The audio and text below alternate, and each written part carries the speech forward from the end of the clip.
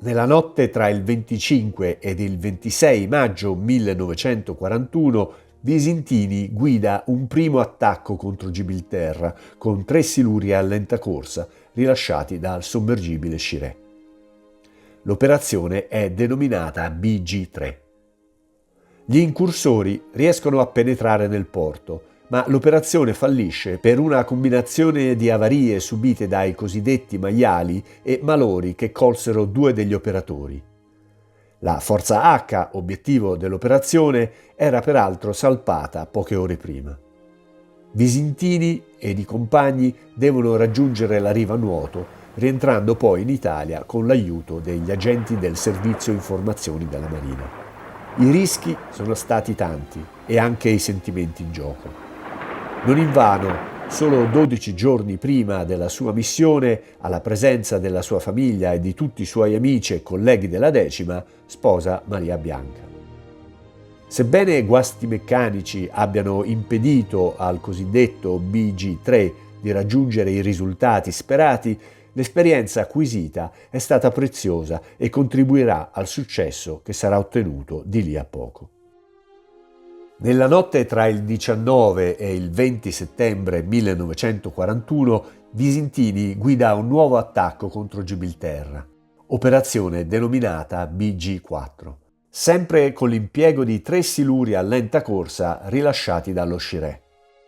Questa volta Visintini ed il compagno Giovanni Magro riescono a danneggiare con una carica esplosiva la cisterna militare Royal Fleet Auxiliary Danbydale, di 17.200 tonnellate di dislocamento.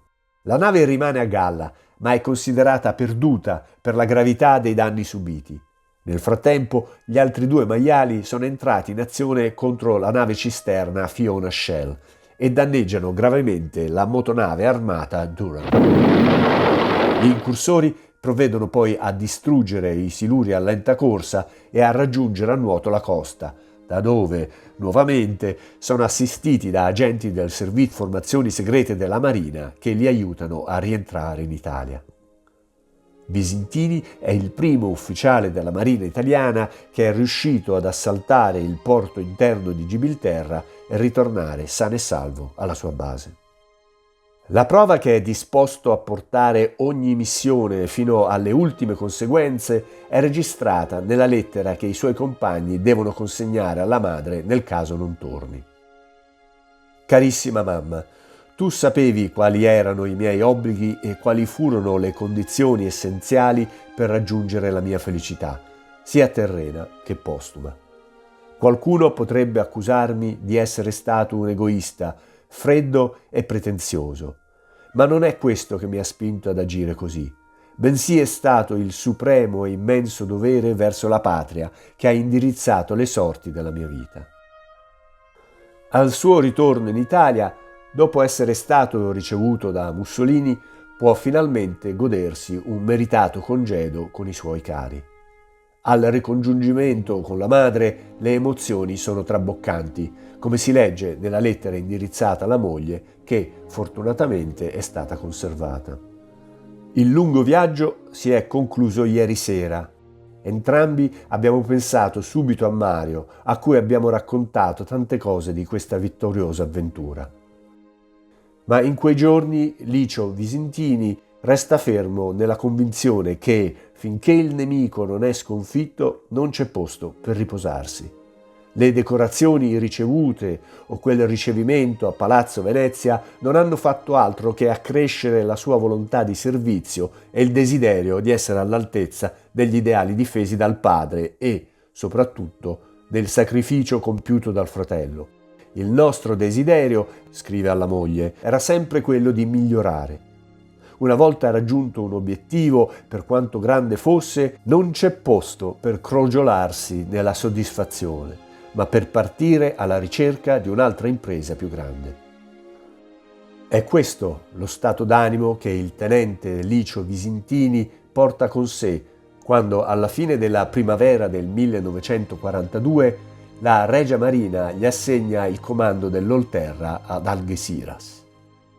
È infatti nell'estate del 1942 che si decide di non utilizzare più dei sommergibili per avvicinare i siluri a lenta corsa al porto di Gibilterra, ma di trasformare il piroscafo Olterra attraccato ad Algeciras in una base segreta per i siluri a lenta corsa. Visintini ha l'incarico di dirigerne la trasformazione, nonché il comando della squadriglia di siluri a lenta corsa che ne avrebbe fatto la sua base.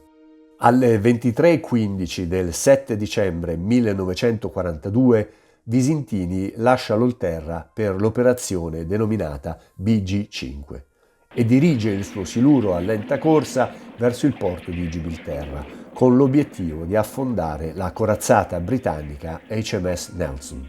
Con il secondo operatore, sottocapo Giovanni Magro, superano le ostruzioni esterne ed entrano nel porto, ma sono entrambi uccisi dallo scoppio delle bombe di profondità che la sorveglianza britannica agli sbarramenti foranei lancia in mare proprio per fronteggiare gli attacchi degli incursori italiani.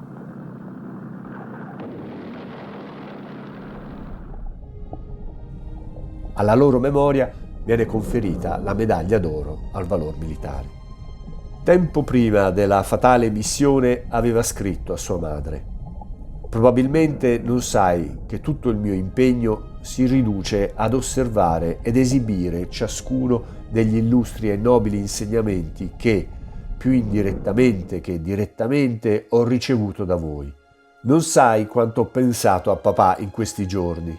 E ti assicuro che, nonostante la tristezza persista, c'è in me un riconoscimento così profondo per lui, che mi fa sentire riaffermato nei miei ideali che erano i suoi e rafforzato nella mia volontà di realizzarli. Ma vedi, né per te né per me c'è scampo. Insieme a Maria dobbiamo sostenere una nobile lotta, sopportare un dolore profondo e far sì che le nostre azioni siano degne dell'aiuto di Dio».